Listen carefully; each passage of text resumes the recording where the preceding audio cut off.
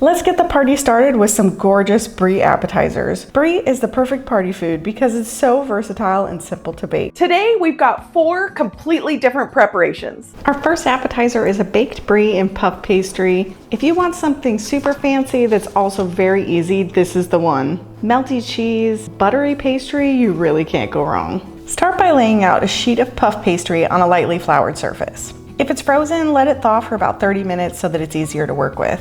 Place a round of Brie right in the center of that pastry. Now we're gonna make the inside extra delicious.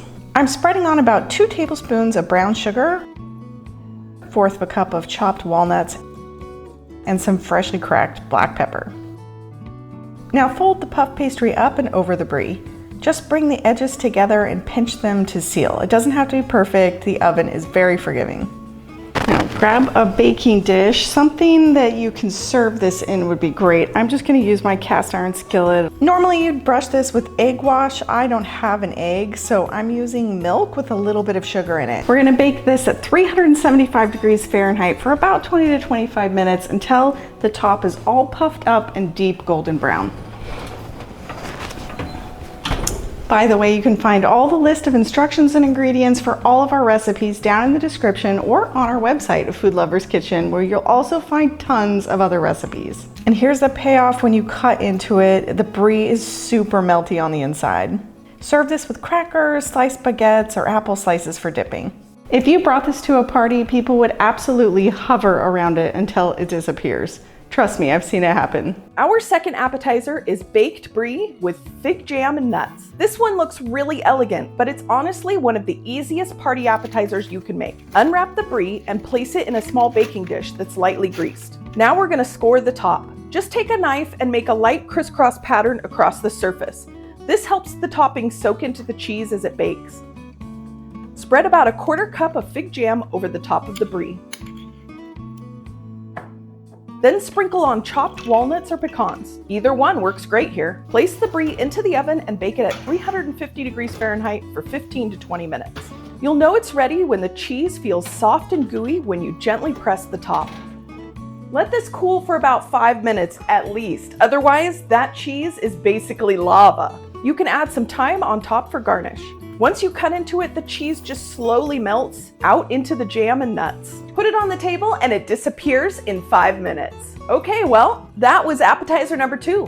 Let's move on to the next one. Our third appetizer is a garlic and herb pull-apart bread stuffed with melty Brie. Take a large round loaf of bread, slice it vertically and horizontally, creating a grid pattern. Be careful not to cut all the way through the bottom. Basically, we're making little pockets throughout this piece of bread that are gonna hold our melted cheese and all of that garlic butter. Cut the Brie into small cubes. Press the cubes down into the cuts in the bread, spacing them out so that you get melty cheese all throughout the loaf. Now let's make the garlic butter. This is where the magic happens in this recipe and also what makes your kitchen smell amazing. I'm gonna heat this butter and garlic over medium-low heat and add rosemary and some salt and pepper, and just cook it until the garlic starts to sizzle and becomes really fragrant.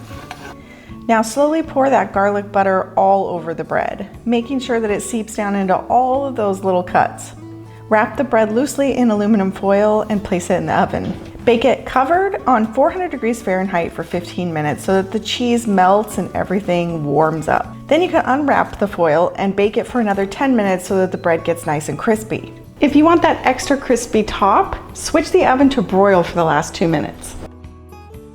Once it comes out of the oven, sprinkle some fresh parsley over the top. Now comes the fun part. Everybody just pulls off a cheesy piece. It'll be a guest favorite for sure. Make sure to keep it warm. I'll be there in like 18 hours. All right, I'll see what I can do. But for now, we've got one more appetizer to finish. Our fourth and final appetizer is another baked Brie, sweet honey and crunchy pistachios. Place the wheel of Brie in a lightly greased baking dish. Just like before, we're gonna lightly score the top of the cheese in a crisscross pattern. That's gonna help all that sweet honey soak down into the cheese as it bakes. Drizzle about 1/4 cup of honey all over the top of the Brie. Then sprinkle on the 1/4 cup chopped pistachios. I really like using pistachios. It reminds me of my dad.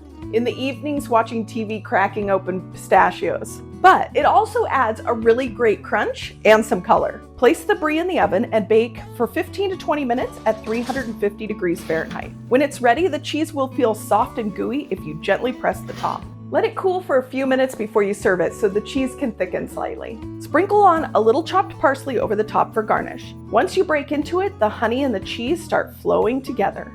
Serve it with crackers or slices of baguette so everyone can scoop up that melty cheese. Sweet, creamy, and crunchy. It hits all the right notes.